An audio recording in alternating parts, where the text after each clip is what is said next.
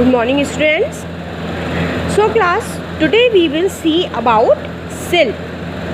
So silk is also an animal fiber produced by certain insects to build their cocoons and webs. It is one of the oldest known fibers and we find its use in China in 27th century BC. तो silk भी सबसे पुराना fibre है, but सबसे पहले इसकी खोज China ने ही करी थी इन 27th century BC.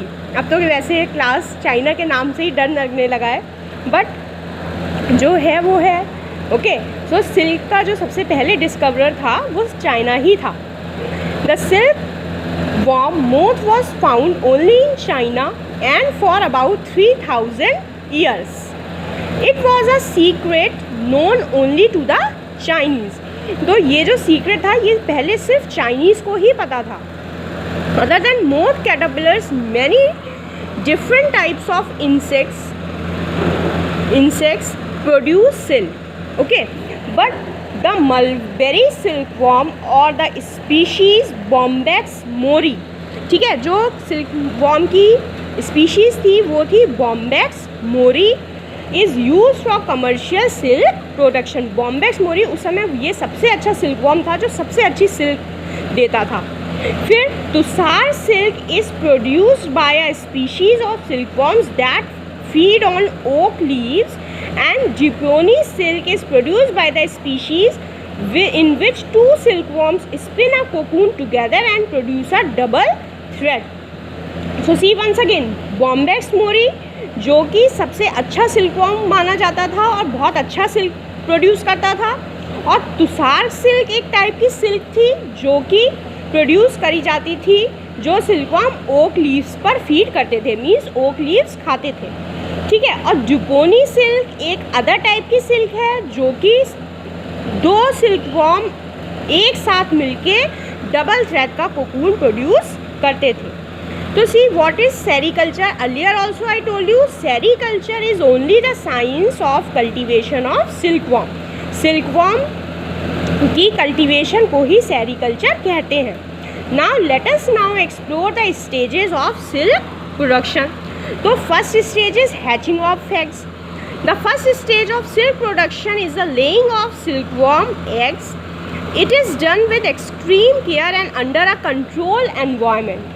The female Bombyx mori, ठीक है, ये फीमेल है Bombyx mori जो कि 300 से 400 एग्स ले करती है अर्ली समर में and in an area of about 10 by 10 centimetre. So 100 moths ले अराउंड 40,000 एग्स. सो अगर 100 मोथ को मिलाया जाए तो वही 40,000 एग्स के अराउंड हो जाएगा. Okay, the eggs are about the size of the head of a pin, और सिर्फ जितना पिन के बराबर उसके एग्स होते हैं. And the female moth dies immediately after laying the eggs. और एग्स देते ही सिल्क जो मतलब फीमेल होती है Bombyx mori वो मर जाती है. The male moth lives for a short while after that, लेकिन जो मेल है वो थोड़ी देर तक जिंदा रहता है. The tiny eggs are tested to ensure that they contain perfect disease free worms. Then these are kept in the incubator for about 20 days till they hatch into full larva or the caterpillar. An incubator is a device in which a certain temperature is maintained for hatching. And in this stage the larva is about 1/4 of an inch long. तो अब क्या होता है class, अब जैसे जहाँ पे इनकी मतलब खेती करी जाती है, खेती क्या एक तरीके से जहाँ पे उनको रखा जाता है, ठीक है, तो उस जगह को बहुत अच्छे से बिल्कुल प्रॉपर टेम्परेचर दे के वहाँ पे इन एग्स को रखा जाता है. फिर उसको धीरे धीरे करके ये वहीं पे हैच हो जाते हैं. ठीक है, और प्रॉपर टेम्परेचर दे के इस स्टेज में कम से कम जब एग्स हैच होते हैं तो 1/4 इंच लॉन्ग उसमें से लार्वा निकलता है. ठीक है, you can see this cycle also. सबसे पहले एग्स आते हैं, ठीक है, एग से फिर एक लार्वा निकलता है छोटा सा. फिर लार्वा जो होता है वो प्यूपा में टर्न होता है. मतलब ये लार्वा क्या करता है, धीरे धीरे करके अपने आप को प्यूपा के अंदर बंद कर लेता है. फिर उस प्यूपा के अंदर से एक स्टेज और आती है यहाँ पे जिसमें कि छोटा सा एक मोथ निकलता है.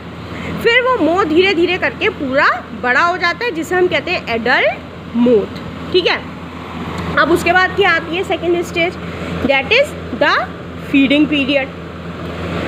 सो the young silkworms are then placed in a clean tiny tray made of bamboo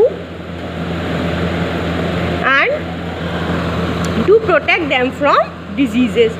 अब जो छोटे छोटे से सिल्कवॉर्म होते हैं वो एक साफ सी ट्रे में उनको रख लिया जाता है ताकि वो डिजीज़ से बच सके।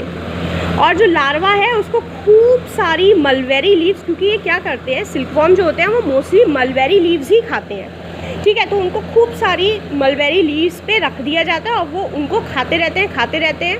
और या फिर द लार्वा में ऑल्सो फीड ऑन लीटस और उसैग ऑरेंज, ठीक है, या फिर वो लीटस और उसैग ऑरेंज खाते हैं। अब कम से कम ये 50,000 टाइम्स जब खा लेते हैं, and of is initial weight during this time they grow almost 70 times, इतना खाते हैं फिर ये कम से कम, और अपने वेट से 70 टाइम्स ये ग्रो कर जाते हैं। और शेडिंग दियर स्किन 4 टाइम, अपनी स्किन को भी 4 बार ये शेड करते हैं। और फिर कम से कम 6 हफ्तों के बाद जो सिल्कवॉर्म होता है उसकी एपिटाइट अच्छी खासी हो जाती है, और फिर भी लेकिन वो खाता रहता है। But it is stops eating after this period and grows about 3 inches, और 3 इंच के बाद ये थोड़ा सा रुक जाता है। And it also changes colour and about 10,000 times heavier than its initial weight, और फिर अपने वेट से ये 10,000 दुगना हो जाता है। And the silkworm is now ready to spin the silk cocoon, और फिर धीरे धीरे करके अब वो इतना हो चुका है कि वो अब कोकून को सिलने लायक हो जाता है। ओके।